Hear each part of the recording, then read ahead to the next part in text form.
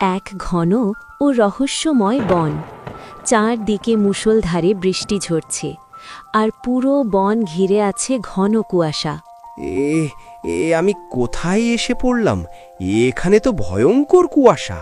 হঠাৎ সাগরের চোখে পড়ল একটি ভাঙা খণ্ডহর। আরে, এটা তো কোনো প্রাচীন মন্দিরের ধ্বংসাবশেষ মনে হচ্ছে।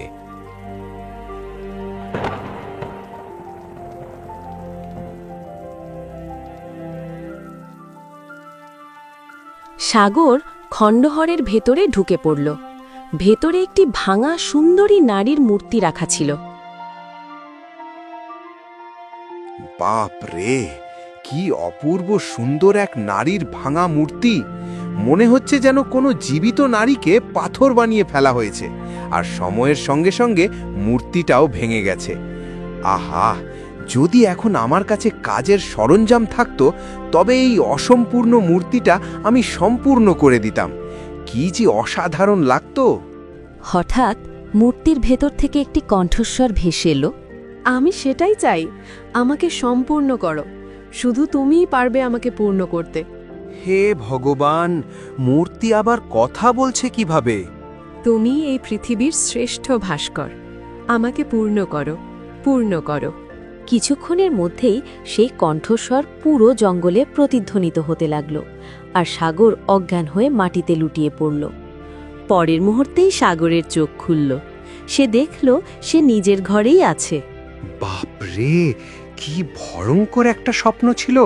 ঠিক তখন খাঁচার ভেতর থাকা সাগরের টুনি পাখিটি কথা বলে উঠল। মনে হচ্ছে তুমি খুব বিশেষ কোনো স্বপ্ন দেখছিলে। ঘুমের মধ্যেও তুমি বিড়বিড় করছিলে।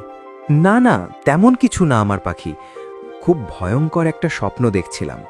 কুয়াশায় ঢাকা এক অন্ধকার বন, ভাঙা খণ্ডহর, আর তার ভেতরে এক সুন্দর নারীর ভাঙা মূর্তি। আর হঠাৎ সেই মূর্তিটাই আমার সঙ্গে কথা বলতে লাগলো। কখনো কখনো স্বপ্নে সত্যিও ধরা দেয়। হয়তো এমন কোনো খণ্ডহর আর মূর্তি সত্যিই কোথাও আছে। সাগর মুচকি হাসল আর খাঁচা খুলে দিল, আর টুনি উড়ে বেরিয়ে এলো। আহা, আমার প্রিয় পাখি, তুমি আসার পর থেকে আমার অর্ধেক একাকিত্ব এমনিতেই কেটে গেছে। নইলে আমার মতো গরিব ভাস্করকে গ্রামে কেউ পাত্তাই দেয় না। হ্যাঁ, কিন্তু আমার আসার পর তোমার খরচও তো বেড়েছে। আমি দেখি তুমি কত কষ্ট করে মূর্তি বানাও, তবুও কেউ কেনে না। কোনো মতে সংসার চলে, আর তার মধ্যে আমাকে খাওয়াতে হয়। তাতে আমার কোনো আপত্তি নেই আমার প্রিয় পাখি। আমার আজও সেই দিনের কথা মনে আছে, যেদিন দারিদ্র্যে অতিষ্ঠ হয়ে আমি জঙ্গলে চলে গিয়েছিলাম। সাগর রাগে ক্ষোভে জঙ্গলের দিকে যাচ্ছিল। সাগর যেই জঙ্গলের গভীরে পা রাখে, হঠাৎ এক গম্ভীর কণ্ঠ সে শুনতে পায়। কে তুমি? আর এই গভীর জঙ্গলে কোথায় যাচ্ছ? জানো না, জঙ্গলে অনেক হিংস্র জানোয়ার আছে যারা তোমাকে খেয়ে নিতে পারে। সাগর পেছনে তাকিয়ে দেখে একটি গাছের নিচে বসে আছেন এক সাধু। ভালোই হবে সাধু বাবা, অন্তত কোনো প্রাণীর তো উপকার হবে। বেঁচে থেকেও তো আমি কারো কাজে আসিনি। সবাই আমাকে অনাথ মানহুস বলে। আমার জন্মের কারণেই মা বাবা মারা গেছে। দেখছি তুমি জীবনে খুব কষ্টে আছো। হ্যাঁ সাধু বাবা, আমি ভাস্কর্যকর, যে কোনো মানুষের হুবহু মূর্তি বানাতে পারি, তবুও কেউ আমার শিল্পের কদর করে না। ঈশ্বর কেন আমাকে এই প্রতিভা দিলেন বুঝি না। নিরাশ হয় না পুত্র, ঈশ্বর যা দেন তার পেছনে কারণ থাকে। সময় এলে তুমি বুঝবে। সাধু বাবা এতটুকুই বলেছিল। ঠিক তখন সাগরের চোখে পড়ল একটি আহত টুনি পাখি। আরে, টুনি পাখিটা তো অনেক আহত। আমার তো জঙ্গলে কোনো বন্ধু নেই, সবাই আমায় আক্রমণ করে। কোনো টুনি পাখি আমার সঙ্গে বন্ধুত্ব করে না। কিন্তু আজ থেকে তুমি আমার বন্ধু। তোমাকে আমি বাড়ি নিয়ে যাব, আর গিয়ে চিকিৎসা করব। তখন সাধু রহস্যময় হাসি হেসে বললেন, দেখো, তোমার একাকিত্বের সঙ্গী পেয়ে গেলে। এই সঙ্গীই হয়তো একদিন তোমার ভাগ্য বদলে দেবে। এই বলে সাধু অদৃশ্য হয়ে গেলেন। ছাড়ো এসব পুরনো কথা। আজ তোমার মূর্তি বিক্রি করার ইচ্ছে নেই নাকি? দেখো সময় কিভাবে বেরিয়ে যাচ্ছে, সূর্য মাথার উপরে উঠে গেছে। আরে হ্যাঁ, আমি তো ভুলেই গিয়েছিলাম। তো চলো আমাদের প্রিয় বাজার হরিপুরে। এর কিছুক্ষণ পর সাগর মূর্তিগুলো নেয় আর যেতে লাগে বাজারের দিকে। সাগর বাজারে গিয়ে তার মূর্তিগুলো বিক্রি করার চেষ্টা করছিল। আরে এসো ভাই এসো, সুন্দর সুন্দর মূর্তি নিয়ে যাও। রাজার মূর্তি, রানীর মূর্তি, ঘোড়ার মূর্তি, হাতির মূর্তি, সব রকমের মূর্তি আছে। এসব সুন্দর সুন্দর মূর্তিগুলো নিয়ে যাও। এসো ভাই এসো। কিন্তু কোনো গ্রাহক সাগরের দোকানে মূর্তি কিনতে আসলো না। সাগর সকাল থেকে বিকেল পর্যন্ত ওখানে বসেছিল, কিন্তু তার একটি মূর্তিও বিক্রি হলো না। এখন আমি কি করব টুনি পাখি? একটিও মূর্তিও বিক্রি করতে পারলাম না, আর আমার কাছে এত টাকাও নেই যে আমি খাবার কিনতে পারবো। ওহো, হ্যাঁ বন্ধু, হ্যাঁ, এটা সত্যিই চিন্তার বিষয়। আর আমাকেও অনেক জোরে খিদে লেগেছে। ঠিক সেই সময় গ্রামের প্রধান রমেশ সেখানে আসে। এই সাগর, আমার প্রিয় ভাই, তোমার মনে আছে কিছু সময় আগে তুমি আমার কাছ থেকে কিছু টাকা নিয়েছিলে আর বলেছিলে 2 দিনে শোধ করে দেব, কিন্তু 2 বছর হয়ে গেল, এখনো পর্যন্ত দাওনি। কখন দেবে বলো তো? দেখো প্রধান মশাই, আমি খুব তাড়াতাড়ি শোধ করে দেব। যখন আমি টাকাগুলো নিয়েছিলাম তখন আমি মনে করেছিলাম আমার মূর্তি বিক্রি হয়ে যাবে, কিন্তু এমনটা হলো না। আরে মূর্খ, তোর মূর্তি বিক্রি হলো না তো আমি কি করব? আমার কথা কান খুলে শুনে নাও। গ্রামে এমন কেউ নেই যে তুমি তার কাছ থেকে টাকা ধার নাওনি। তুমি তো সবার কাছে টাকা ধার নিয়ে রেখেছ, আর তারা সবাই আমার কাছে তোমার নালিশ নিয়ে আসে। আর তাই আমি গ্রামের প্রধান হওয়ার দরুন তোমাকে 3 দিন সময় দিচ্ছি। এর মধ্যে তোমাকে সব ঋণ শোধ দিতে হবে। আর তুমি যদি সেটা না পারো, তাহলে তোমার ওই ভাঙাচোরা ঘর থেকে ধাক্কা মেরে তোমাকে বের করে দেব। এটা বলে প্রধান রমেশ সেখান থেকে চলে যায়। এরপর সাগর মন খারাপ করে তার মূর্তিগুলো তুলে নেয় আর ঘরে ফিরে আসে। দেখলে টুনি পাখি, এ প্রধান মশাই আমার কষ্ট বুঝল না, উল্টো আমাকে ধমক দিয়ে চলে গেল। এমনই হয় কি গ্রামের প্রধান? তাকে তো তার গ্রামবাসীর কষ্ট বোঝা উচিত। এখন আমি কি বলবো? হ্যাঁ সাগর, ওই সব তো ঠিক আছে, কিন্তু এখন তুমি কি খাবে? আমি তো গাছে উঠে যেই কোনো কাঁচা পাকা ফল খেতে পারবো, কিন্তু তুমি কি খাবে? হ্যাঁ টুনি পাখি, তুমি একদম সঠিক কথাই বলছো। খিদে তো আমাকেও লাগছে, কিন্তু আমি বুঝে উঠতে পারছি না খাবার আমি কোথা থেকে আনব। আমার কাছে একটি উপায় আছে। তাহলে শোনো, তুমি কিছু ধনী ব্যক্তির কাছ থেকে টাকা ঋণ নিয়ে নাও। বাহ টুনি পাখি, বাহ, কি কথা বলছো! প্রধান মশাই এক্ষুনি আমাকে ঋণের জন্য কথা শুনিয়ে গেল, আর তুমি বলছো আরও ঋণ নিতে? আজীব কথা বলছো। আরে না না, আমি তো এটাই বলতে চাইছি। গ্রামে এখনো কেউ আছে যার কাছে তুমি এখনো টাকা ধার নাওনি। হ্যাঁ, তুমি একদম সঠিক কথাই বলছো। শুধু একজন বেঁচে আছে, সেট মুকেশ। হ্যাঁ, ও তো তোমাকে কিছু টাকা ঋণ দিতেই পারে। হ্যাঁ হ্যাঁ, আমার প্রিয় পাখি, চলো চলো, এই পাপি পেট কি না কি করাচ্ছে আমাকে দিয়ে। এটা বলে সাগর সেট মুকেশের বাড়িতে হাজির হয়।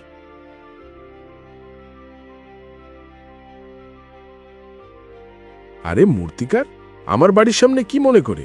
কি ভাই, সবকিছু ঠিক আছে তো? প্রণাম শেঠ মুকেশ বাবু। আপনি তো জানেনই কয়েকদিন ধরে আমার মূর্তি বিক্রি হচ্ছে না, আর আমি একটু টাকার অভাবে আছি। খাবার খাওয়ার মতনও টাকা নেই। কয়েকদিন ধরে নয়, আরে তুমি এটা বলছো না কেন? কিছু বছর ধরে তোমার মূর্তি বিক্রি হচ্ছে না। এখন তুমি পরিষ্কার করে বলো, তুমি এখানে কেন এসেছো? আমার কিছু ঋণ চাই মুকেশ বাবু, যাতে কিছু আমি কিনতে পারি। আমি অনেক ক্ষুধার্ত, আর আমার টুনি পাখি অনেক ক্ষুধার্ত। হ্যাঁ হ্যাঁ, আমি তোমাকে ঋণ দিয়ে দেব, কিন্তু 3 দিনের মধ্যে ঋণ শোধ দিতে হবে। যদি না পারো তাহলে তোমার ঘরে ঢুকে সব মূর্তি নিয়ে চলে আসব। কি বলছেন? কিন্তু আমার মূর্তি তো বিক্রি হচ্ছে না, আপনি ওগুলো নিয়ে কি করবেন? ওটা তো তোমার ভাগ্যের দোষ, কিন্তু তুমি অনেক সুন্দর মূর্তি বানাও। তোমার মূর্তিগুলো অনেক সুন্দর, আর আমার কাছে একজন আছে যে মূর্তি বিক্রি করে। আমি তাকে চিনি, আমি তার কাছে তোমার মূর্তিগুলো বিক্রি করে দেব। তো শেঠ মুকেশ বাবু, তুমি আমাকে তার ঠিকানা দিয়ে দাও, আমি নিজে তাকে আমার মূর্তিগুলো বিক্রি করে দেব। হ্যাঁ, বড় এসেছে নিজে বিক্রি করতে। এই তোর মাথা কি খারাপ হয়ে গেছে? আমি কি তোকে ব্যবসা করার জন্য তার ঠিকানা দেব? এমন মনে হচ্ছে আমাকে দেখে। তোমার কান খুলে শুনে নাও, মনে রেখো, কাজ আমি ওটাই করব যেটাতে আমার লাভ হবে। এটা বলে সেঠ মুকেশ সাগরকে কিছু টাকা দেয় আর বলে, এই দিলাম কিছু টাকা, আর মনে রেখো 3 দিন। এখন চলে যাও এখান থেকে।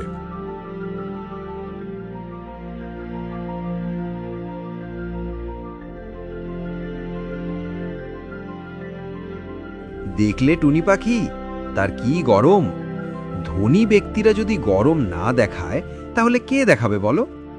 বিপদ মানুষকে দিয়ে কত কিছু করায়। এখন চলো, অনেক জোরে খিদে লেগেছে, কিছু খেয়ে আসি। এরপর সাগর বাজার থেকে কিছু সরঞ্জাম কিনে নিয়ে আসে। এরপর বাড়ি ফিরে খাবার তৈরি করে আর তার টুনি পাখির সঙ্গে খাবার খেতে লাগে।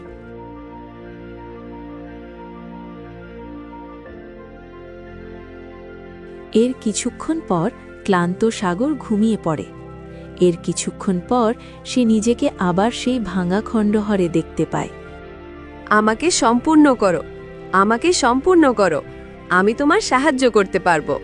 এক পলকেই সাগরের মাথা ঘুরতে লাগে আর সে মাটিতে পড়ে যায়। এর কিছুক্ষণ পর যখন সে চোখ খুলল, তখন সে দেখল তার টুনি পাখি অনেক বিচলিত হয়েছিল। আরে, কি হয়েছে টুনি পাখি?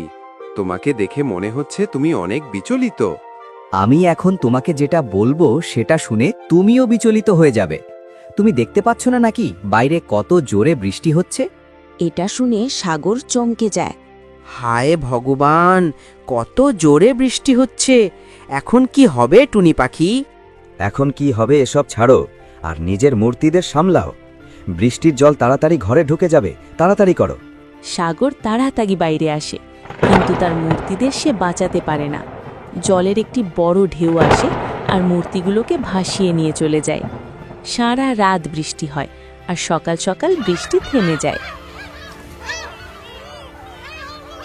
আরে আমার টুনি পাখি, আমি তো শেষ হয়ে গেলাম। কত কষ্ট করে মূর্তিগুলো বানিয়েছিলাম, ভেবেছিলাম আজ নয়তো কাল, কাল নয়তো পরশু ওগুলো বিক্রি হয়েই যাবে। কিন্তু এখন তো সব মূর্তি জল ভাসিয়ে নিয়ে চলে গেল। আমি তো শেষ হয়ে গেলাম। কি করব আমি এখন? হ্যাঁ, ওসব তো ঠিক আছে সাগর বন্ধু। এখন তুমি এটা ভাবো, সেঠ মুকেশের ঋণ তুমি এখন কিভাবে শোধ করবে? সে তো তোমাকে 3 দিনের সময় দিয়েছে, আর প্রধান মশাইও তো 3 দিনের সময় দিয়েছিল। এখন কি করবে? তারা দুজন কথা বলছিল। ঠিক তখন সেখানে গ্রামের প্রধান আর সেঠ মুকেশ সেখানে আসে। এই সাগর, এখন তাড়াতাড়ি আমার ঋণ শোধ কর, আর ওইগুলো যেগুলো তুমি গ্রামবাসীদের কাছ থেকে নিয়েছিলে, আমি তাদের পক্ষ থেকেও এসেছি। তাড়াতাড়ি টাকাগুলো বের কর। হ্যাঁ সাগর, আর আমারও টাকা চাই, ওগুলো বের করো। দয়া করো, দয়া করো আমার এই পরিস্থিতিতে। দয়া করো তোমরা দুজন, দয়া করো। তোমরা দেখলে না রাতে কিভাবে বৃষ্টি হলো? ওই বৃষ্টিতে আমার সব মূর্তি ভেসে চলে গেছে জলে। আমি তোমাদের টাকা দেব না এটা আমি বলিনি, কিন্তু এই সময় আমার কাছে সত্যিই কিছুই নেই। একটু তো দয়া করো তোমরা। কোনো দয়া হবে না। ব্যবসায় কোনো দয়া মোহ মায়া চলে না, এখানে শুধু চলে টাকার মায়া। শুনে নাও সাগর, আমি শুধু আর তোমাকে 2 দিনের সময় দিচ্ছি। এই 2 দিনের মধ্যে তুমি যদি আমার টাকা শোধ করতে না পারো, তাহলে তোমার এই কুঁড়েঘর আমি নিজের দখলে নিয়ে নেব, আর তোমাকে তোমার ঘর থেকে বের করে দেব। এভাবে কিভাবে নিজের দখলে নিয়ে নেবে? গ্রামের আরও অন্যান্যদের কাছ থেকেও সে টাকা নিয়েছে।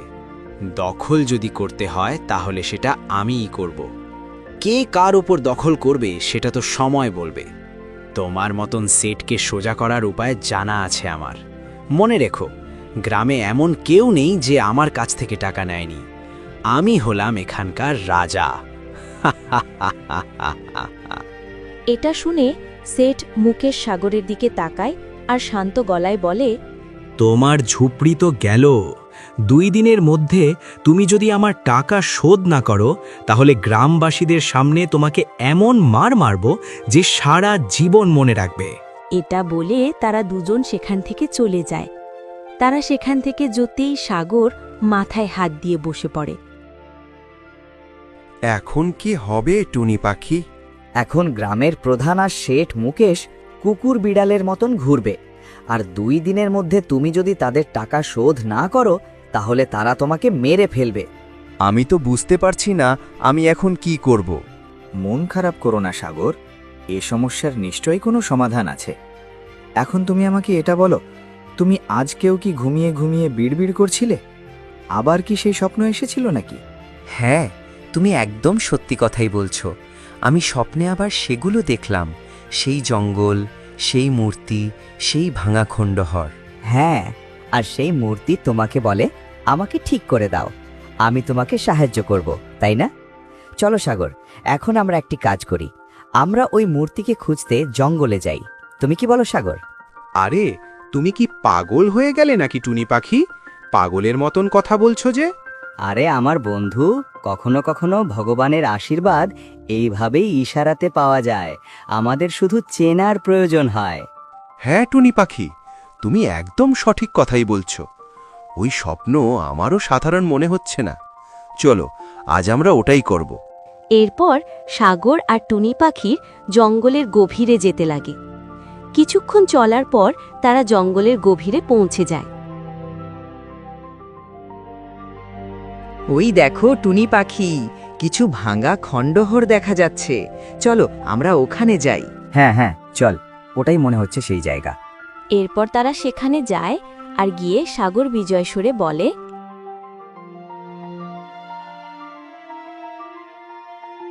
টুনি পাখি দেখো, এটাই তো সেই ভাঙা খণ্ডহর, তার মানে মূর্তি এখানেই আছে। চলো আমরা ভিতরে যাই। এটা বলে তারা ভিতরে যায়, কিন্তু ভিতরে গিয়ে দেখে সেখানে কোনো মূর্তি ছিল না। আরে টুনি পাখি, স্বপ্নে তো আমি এই ভাঙা খণ্ডহর দেখতে পেতাম, আর এখানেই তো সেই মূর্তিটা ছিল, কিন্তু এখানে তো কোনো মূর্তি নেই। ঠিক আছে, তাহলে একটি কাজ করো, আমরা যেখানে দাঁড়িয়ে আছি সেখানে মাটি খুঁড়ে দেখো, হয়তো মূর্তিটি মাটির নিচে চাপা পড়ে আছে। এরপর সাগর মাটি ঘুরতে থাকে, আর কিছুক্ষণ পর মাটি থেকে সত্যি মূর্তি বেরিয়ে আসে। আরে টুনি পাখি, এটাই সেই মূর্তি যেটা আমি স্বপ্নে দেখতাম, ঠিক সেই রকম। হ্যাঁ, সাগর বন্ধু মূর্তিটি দেখতে সত্যিই অনেক সুন্দর। এটাকে ঠিক করো, এটা আমাদের ঘরে রাখা উচিত। এই মূর্তিটি দেখতে সত্যিই অনেক সুন্দর, এটা যদি বাজারে বিক্রি করা হয় তো অনেক টাকা পাওয়া যাবে। হ্যাঁ, তুমি একদম সঠিক কথাই বলছো। একবার চেষ্টা তো করতেই পারি, চেষ্টা করতে ক্ষতি কি? এরপর সাগর মূর্তিটি নিয়ে তার ঘরে চলে আসে। এরপর সাগর মূর্তিটি ঠিক করার কাজে লেগে পড়ে। আর কিছু ঘন্টার পর সাগর সেই মূর্তিটা সম্পূর্ণরূপে ঠিক করে দেয়। ঠিক হওয়ার পর মূর্তিটি এমনভাবে লাগছিল যেন সেটা জীবন্ত হয়ে গেছে। আরে বাহ বাহ বাহ, তুমি তো এটা একদম নতুন বানিয়ে দিলে। এখন চলো তাড়াতাড়ি এটা বাজারে বিক্রি করে আসি। সাগর চিন্তায় পড়ে যায় আর মূর্তির দিকে দেখতে লাগে। না না টুনি পাখি, আমি এই মূর্তিটি বিক্রি করব না। আমি এই মূর্তিকে অনেক কষ্ট করে বানিয়েছি। জানি না কেন আমি এই মূর্তিকে ভালোবেসে ফেলেছি। দূর, মূর্তির সঙ্গে প্রেম? তুমি কি পাগল হয়ে গেলে নাকি? তুমি দেখো কত সুন্দর মূর্তিটি লাগছে। একে ভালো দামে বাজারে বিক্রি করো, তোমার ঋণ শোধ করো, আর তা না হলে কোথায় থাকবে, কি খাবে? হ্যাঁ, আমি ভেবে নিয়েছি, যাই হয়ে যাক আমি এই মূর্তিটিকে নিজের থেকে কখনোই আলাদা করব না। আমার টুনি পাখি। সাগর এতটুকুই বলেছিল কি হঠাৎ মূর্তিটিতে আলো জ্বলতে লাগে, আর একসময় সেই আলোতে মূর্তিটি একটি নারীকে পরিণত হয়। সে ছিল রাজকুমারী মেঘমালা। এর সঙ্গে সঙ্গে তার টুনি পাখি একটি সুন্দর রাজকুমারে পরিণত হয়। তার নাম ছিল যুবরাজ বিক্রম। আরে আরে, এগুলো কি হচ্ছে? আর এগুলো কেমন করে হলো? আমি তো কিছুই বুঝতে পারছি না। আমি তোমাকে সবকিছু বুঝিয়ে বলছি। এই যে দেখছো একজন সুন্দরী রাজকুমারী যার মূর্তি তুমি ঠিক করে দিয়েছ, সে আমার বোন রাজকুমারী মেঘমালা। কি বলছো তুমি? এটা তোমার বোন? হ্যাঁ, তুমি একদম সঠিক শুনেছ।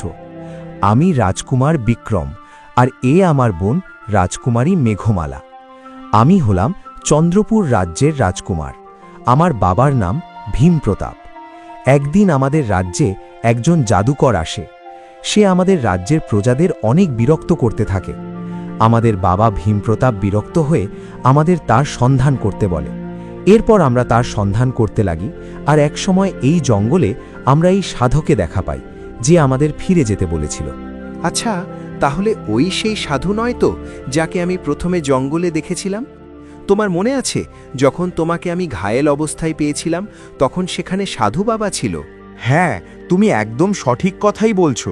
ওই সেই সাধু ছিল যার কথা আমরা মানিনি আর জাদুকরের সন্ধান চালিয়ে যাই। কিন্তু জাদুকর অনেক শক্তিশালী ছিল। জাদুকর তার শক্তি দিয়ে আমাকে, টুনি পাখি আর আমার বোনকে একটি পাথরের মূর্তি বানিয়ে দেয়। সে আমার বোনের মূর্তি অর্ধেক ভেঙে দেয় আর মাটির ভিতরে লুকিয়ে রাখে। সে আমাকে বলল, তোমরা তখনই ঠিক হবে যখন কোনো মূর্তিকার মাটি থেকে মূর্তি বের করে আবার ঠিক করে দেবে। ঠিক তখনই সেখানেই সাধু বাবা হাজির হয় আর সেই জাদুকরকে তার শক্তি দিয়ে শেষ করে দেয়। আচ্ছা, তাহলে আমি সেই মূর্তি কার, তাই না? ঠিক তখন সেখানেই সেই সাধু বাবা আসে। হ্যাঁ, তুমি একদম সঠিক কথাই বলছো। যে স্বপ্ন তুমি দেখছিলে, সে স্বপ্ন আমি তোমাকে আমার দিব্য দৃষ্টি দিয়ে দেখাচ্ছিলাম, কারণ আমি জানতাম একমাত্র তুমিই রাজকুমারী মেঘমালার মূর্তিকে সম্পূর্ণ ঠিক করতে পারবে। এটা বলে সাধু বাবা সেখান থেকে উধাও হয়ে যায়।